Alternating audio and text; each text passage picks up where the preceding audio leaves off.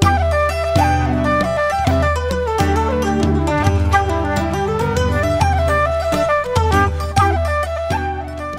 peoples off the tube, and welcome to a sort of follow-up of sorts. Firstly, you'll have to excuse my hair. Yeah, I don't know. Anyway, it's a follow-up of sorts. You might remember, back in May, I had a bit of a breakdown because I don't talk about anything else, and I made a load of videos all in 1 week, all of which marked my descent into madness. And the middle one was me getting rather worked up at a certain musician, a certain knighted musician, who had written a song with that I disagreed with, on merit, in principle.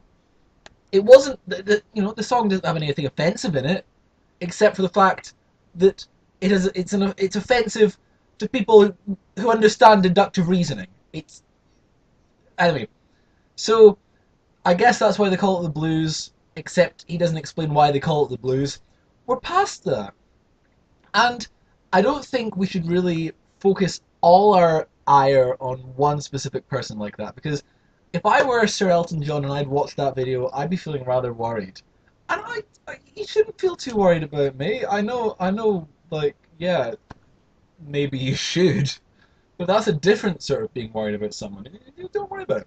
Anyway, so today we're going to split my attentions off to two different songs, completely unrelated to each other. Both of them have two problems, one of which is lyrical, each, and one of which is not. So here, my new musical segment is called, it's just, I don't know, music analysis, getting overly pedantic about stuff, Geminton. Music analysis, getting overly pedantic about stuff, Geminton. So there's a song by The Doors, and it goes, "Hello, I love you. Won't you tell me your name?" I feel like you're saying those things in the wrong order. I feel like hello definitely first, for sure. If you've just met someone, that's a good introduction. Hello. Won't you tell me your name? I would like to know what your name is. Here is an introduction. That should be the second part. The third bit should be I love you. Right? I mean, if we're assuming that these three things are all going to happen, that should happen quite a bit later on. You're jumping it a bit. You don't know this person. How do you know you love them? That doesn't make any sense. Is me? Is this just me? No, I'm right on this. How, it doesn't make any sense. You maybe have some immediate physical attraction towards them. I mean, full disclosure, I am not the person to give a definition on what love is. By nature, I am a loveless creature.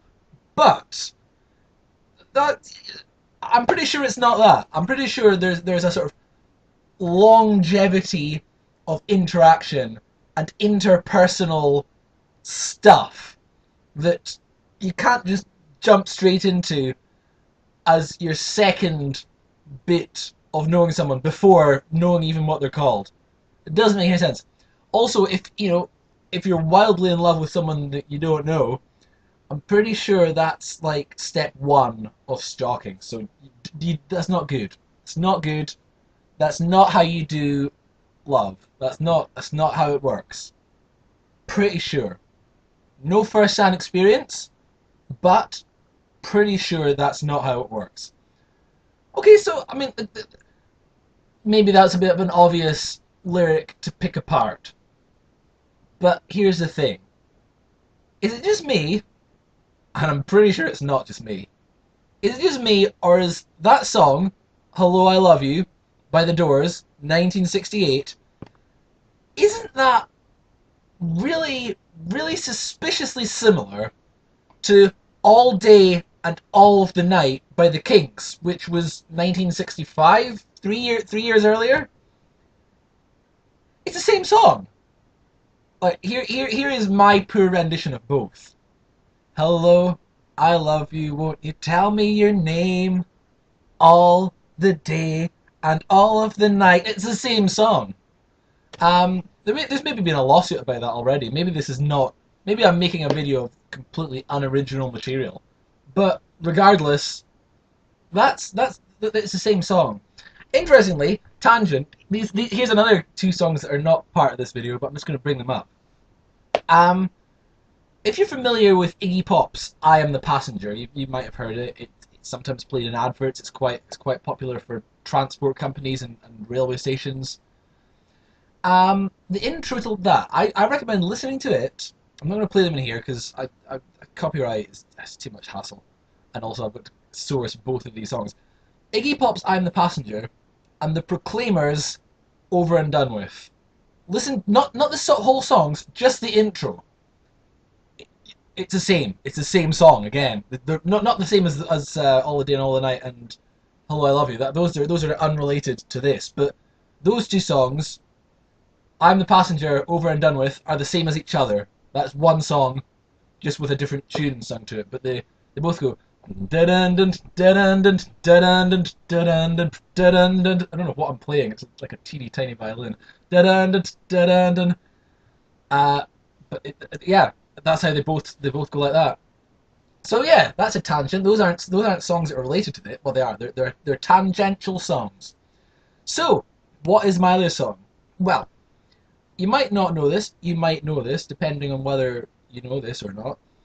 My personal favourite musical group is, currently at least, the Bee Gees. Really enjoying. I've got like 3 hours worth of their stuff in my musical library. It's great. I love it. It's fantastic. But there's one song, and it's a good song, but I've got two issues with it. The song is called One, like the number one, but it's spelled out ONE, one. Yeah. And it's from their album One, ONE. Just the album is named after that song. It's fine. 1989. It's a good song. So the song One on the album One. What if you were doing this? You're in charge of this. What track number would you make that song? Because maybe it's just me. I would make it track number one. That makes sense. It's not only is it the song the album's named after, but it's literally called One. One on one should be one. It should be one. It's two. Why is it track two? That doesn't make any sense. Why? Like, who was it that did song number two, and it was exactly 2 minutes and 2 seconds, and it reached number two. I don't remember who sang that now, but that's how you're supposed to do it. That's playing along. That's playing fairly. Track number two? No, it should have been track number one. It doesn't make any sense. Anyway, I was listening to that song earlier today, which is kind of what sparked this initial thought that has backwards led through all the other things I've just said. I don't think that Barry Gibb understands how slavery works. Now, that's a big one to throw out there. Don't worry. Another knighted pop star that's going to suddenly under attack from me. I love your music, Barry, but I've got a problem here. The line goes, "You'll be my only possession. I'll be a slave to you." No, that's not how. If you're the slave to them, you are their possession. You can't belong. That's the basic principle. Slavery is bad. I should throw that out there as well. It's bad, but it works a certain way. A person being the owner of another person. The person who does the owning is the slave owner. The person who is owned is the slave. That's the general premise of slavery. We'll not dive. Other people have had much more intellectual looks into the concept of slavery. Beyond it is bad, I'm not really going to delve into that because I'm not intellectual enough to do that. But that's how it works. So you done goofed, Barry. You done goofed. if you're the slave to them, then they're not your possession. If they're your possession, then you can't. I mean, like, a slave can't be have a slave that is also the slave too. I mean, I'm sure a slave could have a slave, uh, but if they did, they wouldn't be the slave off that slave. That wouldn't make any sense. It wouldn't make any sense. It's like a good song, but the lyrics so stupid. Oh, so yeah. Um, please try harder. I don't think Bee Gees. I mean, obviously Barry's the only one left now. I don't think he's really doing any new stuff. But if you do, just bear that in mind. It's unlikely that it'll be relevant. I've noticed because, as I said, I've got like a million years worth of Bee Gees. I've got like 40, 50 songs. Half my library is now Bee Gees. There's a few things that keep recurring. Crying in rain. There's a line in the song Mr. Natural. When I walk in the rain, you won't know that I'm crying. The song uh, Crying Every Day. Now, the line in that is just, and I'm walking in the rain. But the song continually specifies that every day, it's mostly Robin. Robin is. But actually, most of these songs are Robin. Maybe Robin just likes crying in the rain. There's so many other ones. Was it Emotion or Heartbreaker? One of those two, which wasn't originally a Bee Gees song, but they wrote it and then they released their own version of it. Pretty sure it's Heartbreaker, but I'd have to check. But there's a few more. There's it's like 4 or 5 songs that have the concept of crying in the rain. That's weirdly specific. There's other things I've picked up on. I haven't planned this video in advance, other than double checking what years the first 2 songs were released in for referential purposes. But it's interesting. I think when you write that many songs, you're bound to cycle back on yourself a few times. There's only so many things that you can say before you're like, oh, let's get that one back in. Let's just say that again. It's fine. But yeah, I don't mind that. I don't mind recycling ideas or recurring themes from song to song. What I do mind is not understanding how slavery works, and what was the other thing? Not understanding the correct process for falling in love. If you don't, just do what I do and don't do it. Just don't. You don't need love. It's not that important, or maybe it is. I don't know. That's not a good take-home message at all. Um, so in conclusion, those are some songs. Those are 5 songs I think I've mentioned, aside from a few others I rambled about. I'm going to check. I'm going to take a little break to check how many songs feature the lyrics about crying. I feel like there's 4 or 5 of them, and you don't care about that.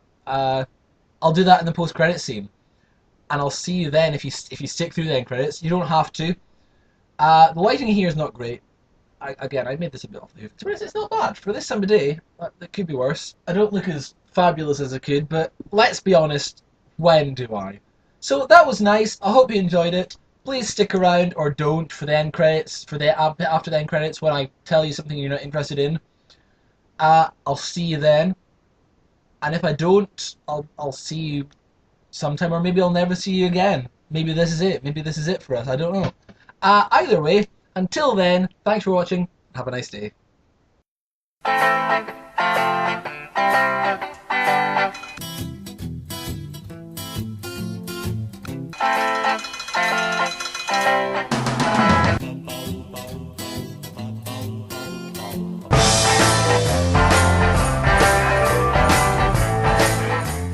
Okay, so I've been having a bit of a dip through the songs.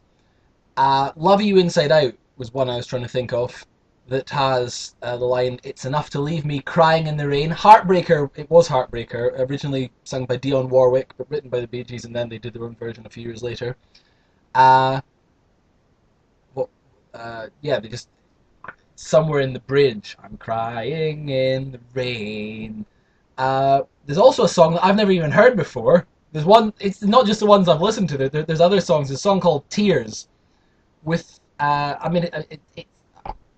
a bit further off. It's some, let's see if I can find I've looked at the lyrics. Tears are mixed with rain. So, I mean, it's the same basic principle. We covered Crying Every Day. Uh, there's another one that it's offering me. I've just done a bit of googling. Um, no, I think that's about it. But I mean, that's it's just 4 or 5 songs. It's quite a lot. Was that worth coming back for? You probably didn't come back for this. Although, if you're hearing me say this, obviously you did. But was it worth coming back for? No. I'm sorry. Bye.